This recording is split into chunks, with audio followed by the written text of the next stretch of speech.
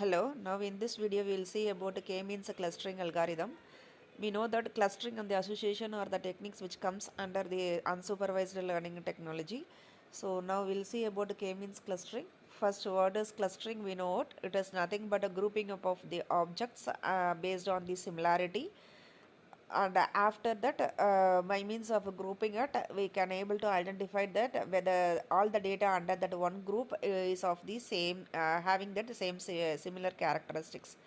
That grouping we here it is in k-means clustering, it is done with the help of the distance measure. That is we can use either the Euclidean distance parameter or the mean square distance parameter.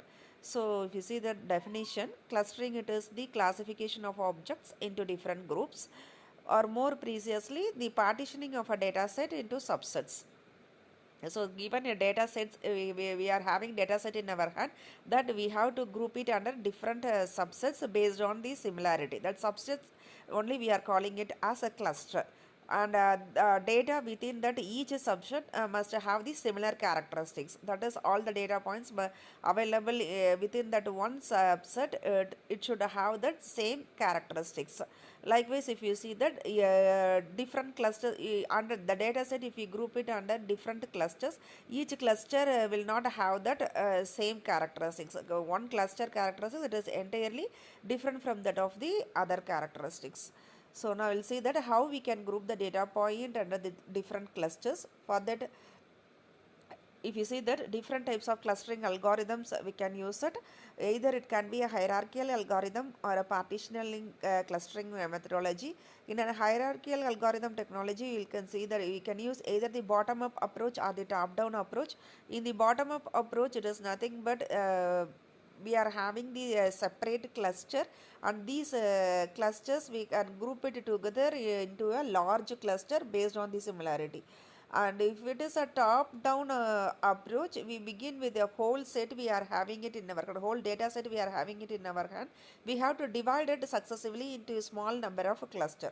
So this is nothing but a hierarchical algorithm technology. If we see the partitional clustering method, under that partitioning clustering only this k-means algorithm will come under that. This k-means algorithm along with this fuzzy c-means clustering is also there, and qt clustering algorithm is also there. Here in this video we are going to see only the k-means algorithm and how that k value we can choose it for doing the clustering operation, and on what basis we can do the clustering, how we can able to measure the distance parameter. So for the common distance measures which we can use it for finding out the similarity between the objects, that is whether which object it is closer to that which cluster, or regarding the shape of the cluster or the size, everything everything. If you want to take the similarity, we have to measure the Euclidean distance, and the distance formula that we know it, that is nothing but a summation of that two coordinates value, that is xi minus yi magnitude. Or it can be a Manhattan distance, which is nothing but a square root of this mean square difference value. But usually here this the Euclidean distance value formula is being used for to find out that distance measure. Along with this Euclidean distance and the Manhattan distance method, several other distance parameters formulas are also used for finding out the distance, but the most familiar one, it is nothing but the Euclidean distance. So in this k-means clustering algorithm, what we are going to do is we have to cluster n objects based on the attributes into that k partitions.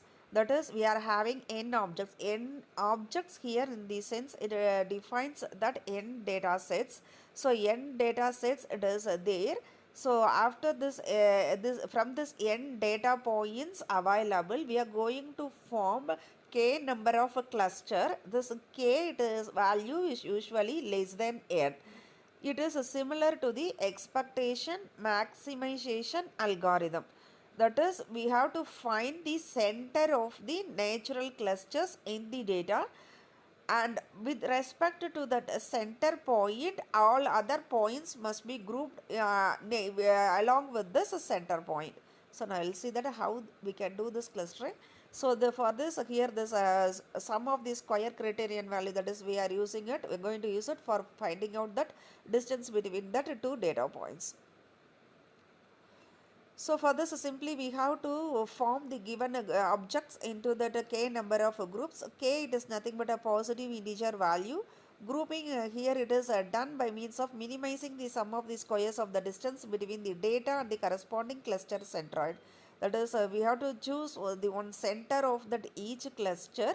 With respect to this center point, what are all the data which are closest to that center point that we have to take it. For that we are going to take the distance matrix, and which distance data point have the least distance value, that data point it is being grouped with that particular cluster centroid. Okay. So for this, the algorithm, how it works out is, first we have to group that data into the k number of clusters. Randomly some k number of clusters we have to group it out, and for that k clusters we have to select the centroid value, and with the help of that centroid parameter, x and y parameter coordinate value, we have to find out what is the distance of the objects which are nearer to that centroids, and based on that distance matrix we have to group that object to that minimum distance centroids, and this we have to repeat it for all the objects available in the data set. And while doing that we are checking at whether that data point it is over, that is all the data points are grouped under one particular cluster. If it is so, means we can end up that process, otherwise we have to start off allocating the centroid once again. In this procedure, for the step 1, we can see that we have to find the k number of clusters, and initially that for that k clusters we have to assign the training samples randomly. First we have to select the k cluster for the n data points given, and under that k cluster we can group that training samples randomly. Okay, so for that how we can group it, take the first k training sample as the single element cluster, and then assign each of the remaining training sample to the cluster with the nearest centroid. After each assignment, recompute the centroid of the gaining cluster. And each sample in this sequence, for each sample we have to compute the distance from the centroid of each of the cluster. If the sample is not currently in the cluster with the closest centroid, then we have to switch over this sample to the other cluster, and we have to update the centroid of the newly formed cluster. Like this we have to repeat the step until convergence is achieved. So here we can see it practically for this two variables it is being given, and for this example we are going to assign the two cluster. We are going to take it initially. Here if you see that 7 data points it is being given with that two matrix, that is variable 1 and variable 2. For this data we are going to form that two clusters. K value it is being taken as a 2. So randomly we can choose the any 2 points as the centroid of the cluster. Here we have chosen this 1 and 4 as these two data points centroid of this cluster. That is one data individual under that individual data point 1 it is taken as the centroid of value 1, 1. And for data point 4 we have taken this centroid as 5, 7, and this centroid with this data 1, 1 and 5, 7 as the center value of the cluster, we are going to group that remaining data points available, that is 2, 3, 5, 6, 7. We have to group it under this two different groups, group 1 and group 2, based on the distance matrix. So now we'll see how it happens. Here this individual groups 1, 2, 3, 4, 5, 6, 7 it is being listed out, and the centroid for this first under that group 1 it is being calculated and it is being written here, and similarly this third column it is based on the centroid 2, what is that matrix distance matrix value that is calculated and it is tabulated. Example here for this data point 2, how that centroid it is being calculated it is shown here. For group 1 we know that it is 1, 1 is the centroid. So with respect to 1, 1 for the data point 2, what is that coordinate value? If we see that For the data point 2, the coordinate value is 1.5 comma 2. So 1 minus 1.5 magnitude square plus 1 minus 2 magnitude square, that will come around 1.12. So the centroid of this point 2, it is 1.12 with respect to the group 1. Similarly, with respect to group 1, we have to find out the distance matrix for all the data points, 7 data points. Likewise, we have to find out for with respect to centroid 2, we have to find for all the 7 data points. That is the distance matrix for all the 7 data points. Like this, we have tabulated here. So with this table here, we can come to we can come to a conclusion that the data points 1, 2, 3, it is under the group 1. Data point 4, 5, 6, 7, it is under group 2. That is, this is under the group 1, that is for the which is being selected as the data point 1 as the centroid, and this 4, 5, 6, 7, it is being grouped under the data points which in which 4 is being selected as the centroid. So now this is the distance matrix, we have found it out. Now for this distance matrix and for this grouping, we have found out once again the centroid, new centroid value for this grouping. So what is that new centroid value? So if you see that M1 and M2, that is the new centroid value. If you see that this M1, it is nothing but 1 plus 1.5 plus 3, 1 plus 2 plus 4. 3 data points. So 1 plus 1.5 plus 3, comma 1 plus 2 plus 4. So taking the average value, will get it around 1.83 and 2.33. Similarly, for a centroid 2, new centroid value 2, based on this group 2, that is from 5, 3.5, 4.5 and 3.5. 5, 3.5, 4.5 and 3.5. We have to take the average value. Similarly, 7, 5, 5, 4.5. For this under group 2, we have to take that second centroid value. So now 1.83 and 2.33, 4.12, 5.38. These two are nothing but the two newly calculated centroid values of a new cluster. So now with this 1.833 and 4.12 as the centroid parameter, we have to group this data once again. So if you see this 1.83, which data points are closer, this data points 1 and 2 are being grouped under this centroid 1, and data points 4, 5, 6, 7, it is grouped under 3, 4, 5, 6, 7 are grouped under new centroid 2. So now using these centroids, we compute the Euclidean distance of each object.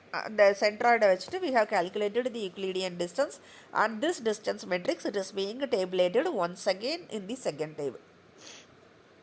So therefore, the new cluster here, we have identified this as 1.57 and 4.47. This is being closer to this data points, that is 1.83, and for 4.12, now this second centroid, it is being closer. So like this, we have to find it out the next centroids for this previously calculated table. Next centroid value is being found out, and next for this next centroid value, we have to find out the distance matrix. Like this, the process will continue. Here if you see this, these two data points in the third process, the two data points, they are having of similar values, so they are grouped under one cluster, and remaining from 3, 4, 5, 6 to 7, they are grouped under different clusters. So this algorithm will now come to halt here, and final result consists of just the two clusters, 1 and 2 under one category, 3, 4, 5, 6, 7 under another category, based on the conditions that these two data are closer to each other and these 5 data are closer to each other. This is one example. It is being shown for have the value of k equal to 3. So initially we have taken that k value equal to 2. Now here k equal to 3. That is 3 clusters we are going to format. And for this 3 cluster, once again this based on the distance matrix, centroid value is recalculated and grouping is done. Initially 3 different groups, that is 1, 2, 3 clusters are being formed. data 1 is under the group 1, data 2 point is taken as the centroid of the group 2, and for the centroid group 3, the data points 3, 4, 5, 6, 7, it is being taken. Okay, and this 1 comma 1, 1.5 comma 2, 3.9 comma 5.1, all these are centroids of that three clusters.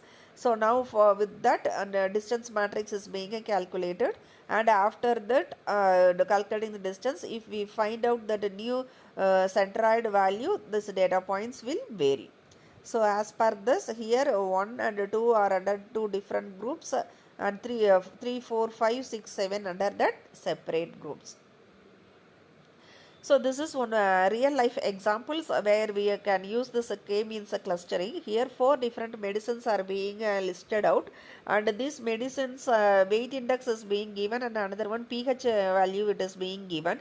This weight and pH are taken as the two coordinates of this medicine, that is x and y. And for this data we have to by means of using the k-means clustering algorithm, we have to determine which medicine belong to which cluster and which medicine belong to the another cluster. So here medicine A and medicine B, it is taken as the centroid of that two different cluster. So initially medicine, suppose we use medicine A and medicine B as the first centroids. Medicine let us calculate the coordinates, that is C medicine A, it is having 1 1, medicine 2 B, it is having 2 comma 1. These two are taken as the two centroids, and the two data points are being there. These data points we have to group under this two two centroids. So for that, once again this distance matrix is calculated, that is C1 1 comma 1 is under group 1, C2 2 comma 1 is under group 2, and this A, B, C, D, this nothing but the xy coordinate of this medicine's value. By using this, we are calculating the distance matrix, and based on the distance matrix, grouping is done. So based on this distance matrix, grouping it is done here. Okay, this is following up. So these two medicines, it is being grouped here, and these two medicines are being grouped here.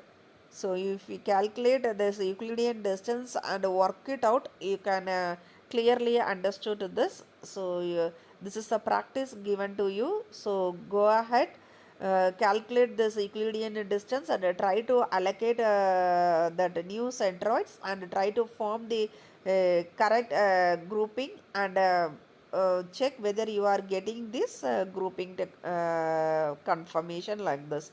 That is medicine A, medicine B under group 1, medicine C and D under group 2, like that it ends up finally. This is the final grouping. So you by means of this calculations of this distance matrix, you try to identify whether you are getting this data. Okay, this is the programming which is done using it. So you can end up with this. So thank you. You go on practice this. We will discuss it. Okay, thank you.